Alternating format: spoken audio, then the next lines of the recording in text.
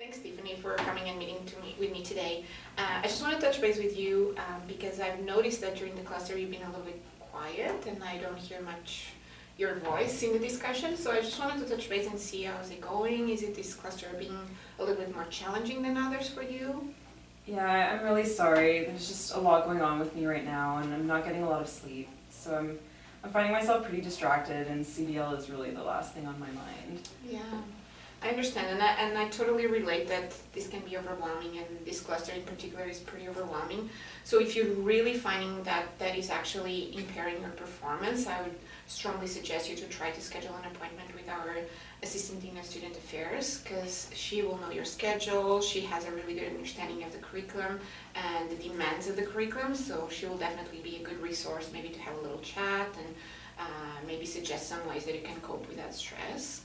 So that's one suggestion I have for you. And then the other one is for you to at least try to give a one meaningful contribution per tutorial, per discussion, because I do really need to hear from you in order to be able to evaluate you, right? Because if you're quiet during the tutorials and during the discussions, then I don't have anything to work with when it comes to evaluating you at the end of the cluster. Right? I understand. So that's one of my main concerns. And then the other thing that I would like to point is that this is, in the end, this is still a very safe environment, right? And it's a good environment also to practice these skills for when you go on to third year and you'll be on the wards and you'll be put on the spot by doctors and so I think practicing those skills here in the safe environment of the CBL space would be a really good thing down the road to prepare you for third year, and those skills that you have to come up with to, you know, when you're put on the spot and you have to come up with an answer and you have to participate with something meaningful. Does that sound something that you think you can do? Yeah, you're right. I'll try to do better.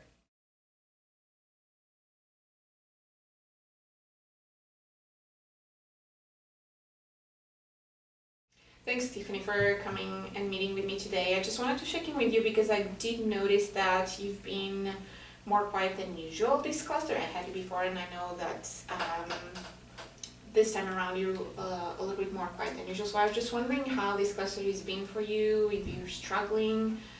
Yeah, just wanted to check in with you and hear from you. Yeah, I know I've been pretty quiet this cluster. It's just that I actually feel very intimidated in this group.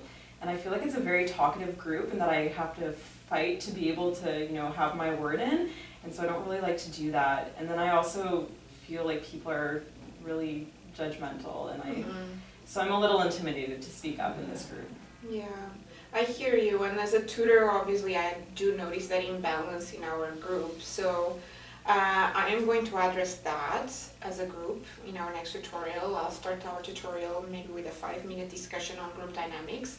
And obviously I won't reveal that we had this discussion, but I'll just bring my perspective as a tutor and how I think the discussions are going to try to balance things a little bit more. So I will address that. But I would also ask you maybe to next tutorial then take the opportunity after that discussion, after I bring that topic into the table, to try to take the lead when we go into a discussion topic, for example, the spinotonic tract or whatever.